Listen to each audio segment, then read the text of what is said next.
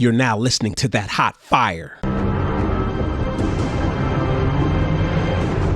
Dracarys.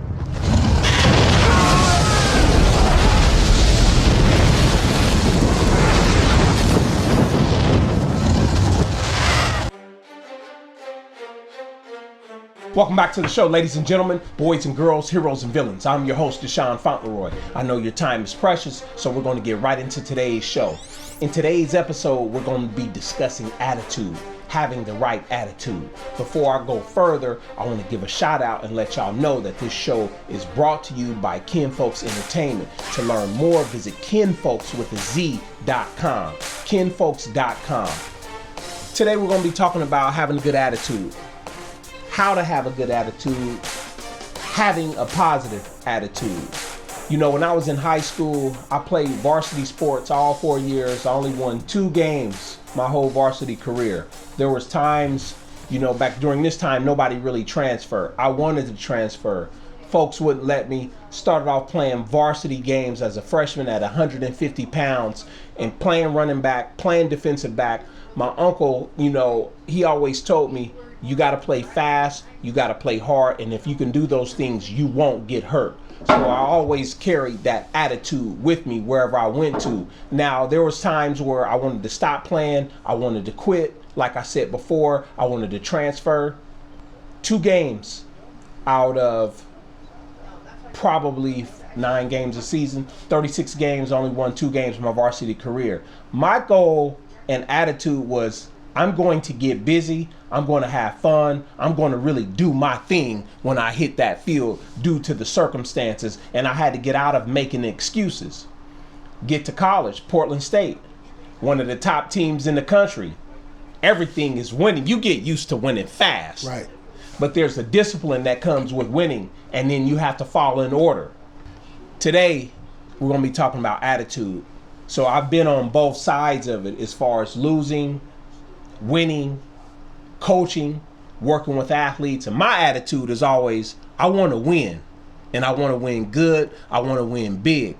It didn't always happen, you know, with us at Cleveland Youth. We went through some struggles last year. We went through some struggles playing semi-pro football, and just recently 7-on-7, we went through a lot of struggles. But my attitude every week was to go out and win and instill that in the kids. Now, as coaches, we both know, as a coach and a sports parent, I can't and you can't want it more than the kid. You can't want it more than your son or daughter. You can't want it more than your athletes. They have to want it too. Right. The flip side of all this is we're getting to a point where how can you convey this to these kids now in this generation with all of the different social dynamics going on?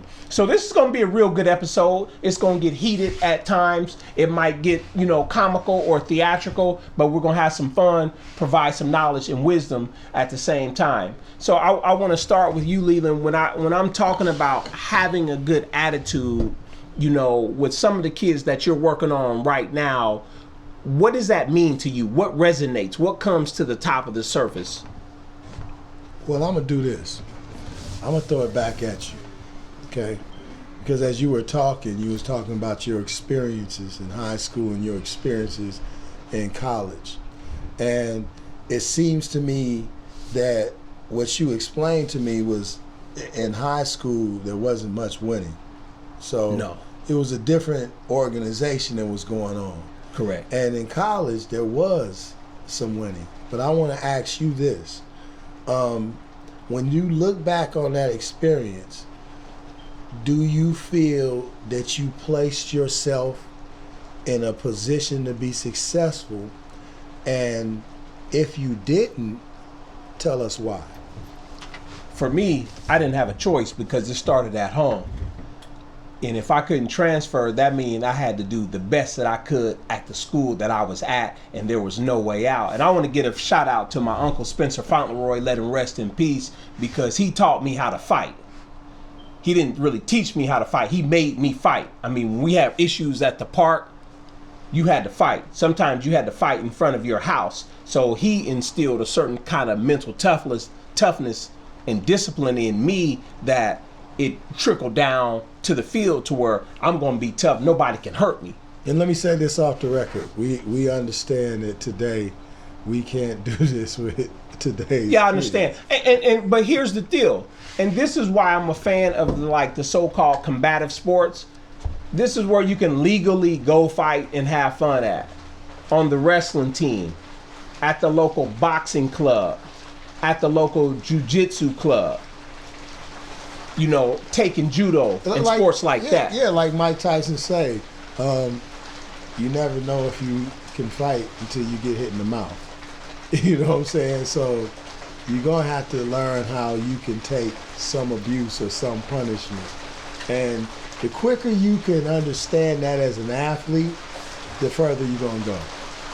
You know what? I agree with you 100%. And like I said about those combative sports early on, is they bring about a certain type of mental toughness that you don't necessarily get from playing team sports, or if you play team sports your whole life. These combative sports or individual sports, you can't hide behind 4 other guys. You can't hide behind 10 other guys or make excuses. Like you're on the front line socially, so you have to deal with that, and you can't make excuses. Right. That's true. You know, so I'm a big fan of like taking certain sports, even early on. If it's like 3rd grade, 4th grade, 5th grade, do a non-traditional sport, as they say, to where you can gain some mental toughness. And I know one thing you kind of did with Jazz coming up playing basketball, you made them play football, and you made them play offensive and defensive line. Yeah. You know, and we often talk about mano y mano, and this is the beauty definitely about wrestling and jiu-jitsu, is you're right up on a person right now. Yep. If you're not used to that, it's very uncomfortable. And I've seen it with other kids that I've coached. I've seen it with kids that I've watched. The wrestlers, they have an advantage. The boxers, they have an advantage. The kids that do jiu-jitsu, they have an advantage because they're used to being up close and personal in somebody's space or in their face. Right. You know what I mean? Now, you they may say, because our beginning subject that we were talking about was right attitude. We're having the right attitude. They may say, okay, you guys got a little bit off of the subject of having the right attitude, but let's talk about how he says in the book that having the right attitude is actually a conduit to other aspects and other necessary traits that you're going to have to build in your athlete. Basically, having the right attitude is the fertilizer. That's right. In the soil, and that's where the parent, that's where the trainer, that's where you truly see their value. Because if they're gonna foster or help an athlete rightfully grow in the right way, then the first thing you're gonna begin with is your attitude. You have to, and I think you're hitting it right on the nail. Hit what do they say? Hit the nail on the head with the hammer. Mm-hmm. Mm-hmm. It doesn't matter. You got to have the right attitude when you win, but more importantly, you have to have the right attitude when you lose. And when you lose, you don't blame, you don't complain, you don't defend. You have to accept responsibility. And you've heard me often say this. When you lose, you can actually learn more than when you win. Yep. And we've often say this in football. The eye in the sky doesn't lie. Right. So you have to go back and watch film and critique yourself. And sometimes that eye in the sky will show your antics on the sideline. It'll show your nonverbal behavior. It'll show you pouting. It'll show you shrugging your shoulders. It'll show you looking down when you have a lack of positive attitude. And as a trainer and coach, those moments, actually what they do is they strengthen your confidence. They can. They can. They can. But we're talking it from a positive aspect. So we ain't talking negative. We talking right. Positive. And I said they can because that coach should be on the same page. Or if you have guys like me and you around, we're able to uplift during those times of need. If he's positive, he's gonna find any positivity out of a situation and make a plus out of it. You know, again, I've told several, Coyote, him at Boise, he played a game against the Air Force, and they played him the majority of the game. And that was a game that Boise really needed to win. The very next game, he probably played maybe 3-4 plays. Okay? Any other person would look at that and go, okay, is it something that I did to kind of... I told him, I said, no, that situation is out of your hands. That's right. You can't start thinking about what they're thinking about in order to put you on the field. What you got to do is just when he puts you on the field, be prepared to make sure that you don't make yourself look bad. That's right. Because that's the situation you're in right now. Mm-hmm. So every time what you have to do is be a problem to him. So when I throw you out there, you got to make a play. Oh, damn, I ain't playing him 4 plays a game, but... You got to make him play you. You got to make him play you. And actually, that's a good situation to be in because you get to come into a situation fresh, especially if you're on a football field. You get to come into a situation fresh. And if your attitude is right, you're up against someone that's been in the game, mm-hmm. that's got beaten down, who's probably on your rep, is tired as hell. So are you gonna sit there and pout that you haven't been playing the majority of the game? Or are you gonna take this situation, understand it for what it really is, and dominate that particular situation right then and there? I like that because when you have the right attitude, you can overcome setbacks easier. If you find yourself in what might be a tough or difficult situation that you're not used to, if you have somebody like myself or you or the right sports parent that can see things objectively and not short-sighted, that person can overcome that, and you take advantage of your reps in practice. You take advantage of that person in front of you or that practice dummy. We often talk about practice dummies, and that's how you got to look at it. When you get your feelings out of it, take your emotions out of the situation.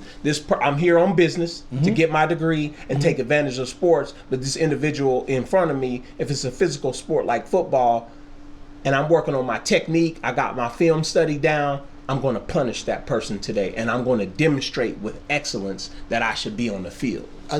My son just got out of a situation where they had a pretty successful NCAA Division I basketball year. At the end of that year, his coach left, and a lot of people took it personal and immediately, spewed a lot of negative comments on, you jumping off the bandwagon. Our approach in the beginning, I always told Jazz, I said, if y'all do as good as I think you guys are gonna do, he probably ain't gonna be here. And on the understanding everything from a business aspect, why would he stay? You have to, in this business, especially in college basketball, when your opportunity comes, you have to capitalize on it. That's right. That's the nature of the business. That's the nature of the business. Mm-hmm. Okay, so when he left, my attitude was, I appreciate him because my son left a situation where he was honorable mention, all conference in the WCC. He jumps to a bigger conference, ends up being 6th man of the year in the conference. That's right. So it brought him more national recognition. He made some positive things out of the opportunities he had. It put him on the platform he is on today, where he's being coached by a Hall of Fame type coach. That's right. And he has the chance to do what every young basketball player at some point in time in his career wants to do. What's that? And that's man and be a starter on a Division I college basketball team. What he does with that opportunity is on him. But the opportunity is there. He's created the situation that he has that opportunity now. So let's see what he does with it. Yeah, I like what you're saying, especially with Coyote and Jazz, because they've been in situations and you've helped them keep the positive attitude, and that shows that you have the aptitude to want to master your craft. And we often get back to the craft. Yeah. Not everybody has the attitude to have the aptitude to master their craft. And when I see folks like your son, folks like Coyote, I've talked about Brian Kelly, they've all been through some difficulty that they didn't see. But one thing they kept is a positive attitude. You know, you get Brian, he comes out of Camas, Washington, Camas High School. He goes to Central Washington, graduates. The first thing we wanted to do was redshirt and get Scout Team Player of the Year, because we know what that means in football. Right. You're going to hit the field at least worst case scenario number 2. Yep. He decided he could play up, so he transferred to University of San Diego, had to sit out a year, give up a year. And it wasn't easy getting released from the school, because University of San Diego wasn't the first option. Right. I won't put too much out there, but then he was put in a situation where he had to sit out. Our goal, be Scout Team Player of the Year again. Yep. And he got that. And what it's like when you redshirt or have to sit out a year and still practice, it's like you're kind of a part of the team, but you're really not, because you're not playing every Saturday. So that's a mindset and an attitude that you have to have and prepare for. You have to say to yourself, I am going to use everything around me to make myself a better player. I'm not going to equate whether I'm a better player because I'm playing on Saturday or Sunday. I can't let that be the judge of whether I'm a good player or not. What I do have control over is how I compete in practice. How I look in practice. Because guess what they do in college? They film practices in college. And they look at them every day. You watch film every day. You have to have a positive attitude. Those kids that I just named, Brian Kelly, Coyote Rufai, Majid Rufai, Jazz Johnson, they've all been in situations to where they had to overcome the odds. One, just playing a Division I sport, but then either getting injured, suffering, where they're not, number 1, 2, or 3 on the depth chart, and then moving up. Right. So I'm gonna say this again. There's certain kids out there, there's certain parents and certain coaches that are teaching these things. And if you're teaching these things, give yourself a pat on the back, because you're doing some real good work, not only on your team, but in your community, as far as holding kids accountable and showing them how to have a good attitude and why they should continuously have a good attitude, even in moments of difficulty, or setback. So what is having a good positive attitude? What is having the best attitude? I'll tell you one. I've often said, and you've heard me say this before, is that you have to have a vision and you have to have a purpose. When you know your vision and you know your purpose, that attitude is going to stay. It's going to be positive, because now you have a script. But what we found in the coaching community, if you don't necessarily have a vision or a purpose, or you're just happy with the number of offers, you can't take them all with you. You're only going to land in one destination. And we've seen kids, they do the whole offer thing. I just received my 17th offer from such and such school. Then they get to the school, and a year or two later, they disappeared off the landscape. But see, that's where, we can't be mad at that kid, because the kid had a vision. And the vision was to play college football. But you got to blame that. You got to blame that, because we see that as short-sightedness. You got to blame that on the trainer and the people that are around that kid that's not reminding that kid is, okay, that getting the scholarship is one part of it. Getting to the school, correct. Okay, another part of it is reestablishing yourself amongst a whole nother group of people. Reestablishing yourself up to that point that you were, or up to that level that you were once in high school. A lot of us don't realize this, that probably 70 to 80% of those that were very dominant in high school, they have to find a role on the next level. And it's how you compete on that role sometime. It's going to depend on whether you may get the opportunity to play on the next level. But again, it's about taking the opportunity you have before you, having a positive attitude about it, and making it work for you. Making it work where, if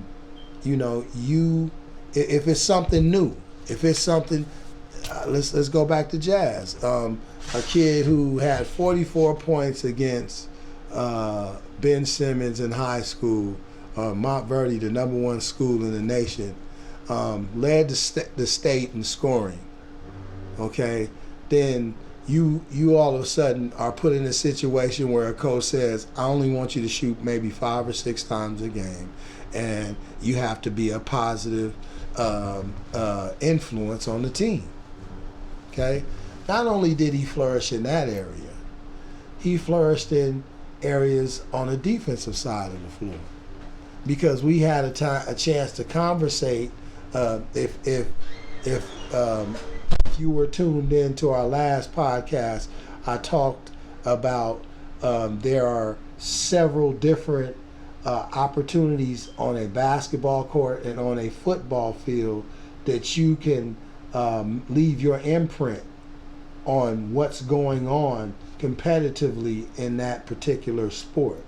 There are other things you can do besides shoot the ball. There's things you can do like set screens. There are things you can do like grab rebounds. Play defense. Play defense. There are other aspects of the game where you can show your purpose. And that all again comes back to attitude. Because there's gonna be an opportunity on the court. If I'm a 40-point per game shooter, there's gonna be an opportunity where the ball comes off the rim, and if I give a little effort, I may be able to grab that rebound. But if I'm offensive minded and I'm not thinking in the moment at that particular time, I'm probably going to lose that opportunity to have that rebound on my stat sheet. Yeah, because what I hear you saying, Leland, is that if you're not focused on having the right attitude, depending on where you are in space and time on the continuum with your team, is you can miss out on an opportunity, and that one opportunity might make you miss 3 or 4 other opportunities. True. That will keep you on the court or the field or on the track. Just see how this meticulous way of thinking, actually, when you think about it, gives you more control over your predicament than what you really thought you had. You're right, because I was playing at a time, even though my uncle was great. I always had my uncles in my life because my dad wasn't around, but they had never played high levels of high school football. They didn't play college football. They never played, semi-pro or indoor football. So their knowledge and wisdom could only take me so far. Right. So when you're working with somebody like me and you, like we've been there, and now we have athletes at that level. So we're constantly learning, and we're talking to head coaches. Right. Like when they come home for the summer, we make sure to make contact with the coach so we're on the same page. These are some of the things that we're working on. We're also working with these types of clinicians so they can see that they're not just with any old run-of-the-mill strength and conditioning coach or any garden variety individual out there, that your kids are safe. They're in good hands. Yeah, I often talk about how there are basketball trainers who don't understand the general, just how the basic body functions or body function movements are important and necessary for an athlete to be able to repeatedly perform. And in order to understand that, then you have to open yourself of understanding kinesiology. You have you have to open yourself up to understanding biomechanics. You know, and that takes a little bit out of your time. That takes a little. That makes you where you have to spend time on things other than what you think it's important to be a good trainer. I was fortunate to have a son that was not a physical anomaly. So, you know, when I would have him perform certain drills when we first started off, I was like, okay, so why doesn't that drill look like it looked when I was blessed enough to be in the moment to say to myself, oh, maybe it has nothing to do with the way you're teaching the move or the training move that you're teaching. Maybe it has something to do with his physical being. Maybe there's a certain muscle group or an area he's not strong in that made that look a certain way.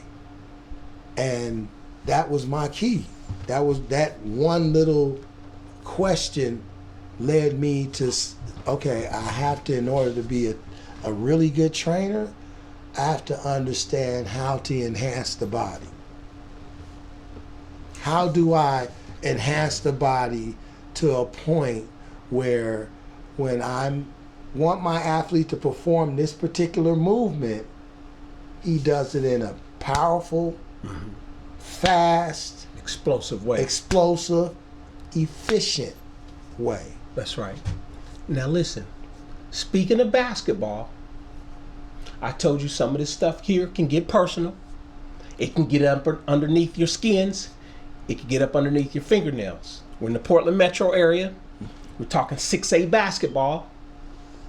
We got one school, public, best talent in the state. And you got the private school, average at best. I don't see no Division I athletes on there. Public school, expected to win the championship, blow the private school out with average athletes at best. Private school wins in the championship. When you talk about attitude, you could see, I was there. I remember you were out of town. You could see that the private school kids, and I got to give them their props because they hustled, they played a team game, and they didn't play outside of their game. You look at the other school, attitude, this is kind of a big moment. I'm kind of shook, but then the other side was me. I got to get my shots off. I got to get my money. And you can see the attitude of one school and organization was, we have a game plan, we believe in the game plan, and we're going to stick to the game plan. And you often heard me say this, the mission of the mission is to stick to the mission.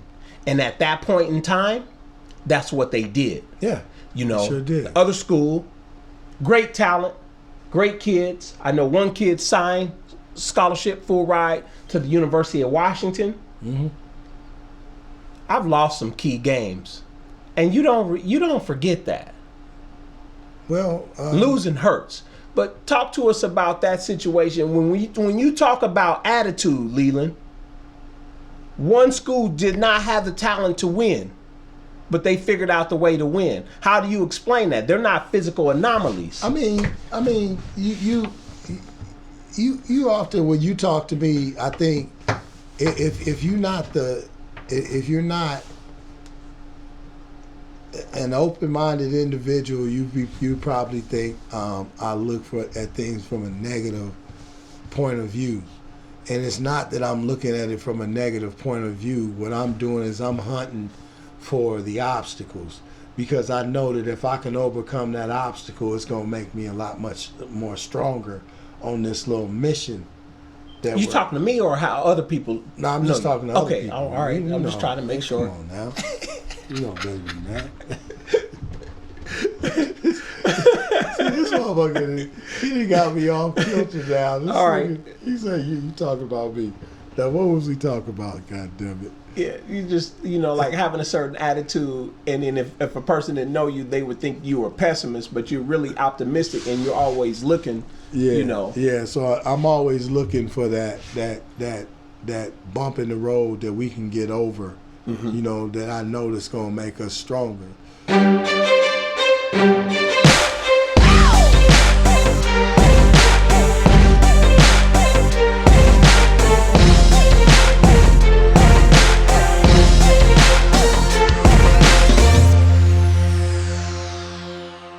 Sports parents, if you're looking for a program to help develop your student athlete, check out my course, The Edge, showing and helping the student athlete how to take effective action, developing discipline, showing them how to develop a growth mindset and expand their mind in the form of reflective thinking. This is the place you want to be. This is course. I want you to work through this course with your student athlete. It's not for them to go at it alone.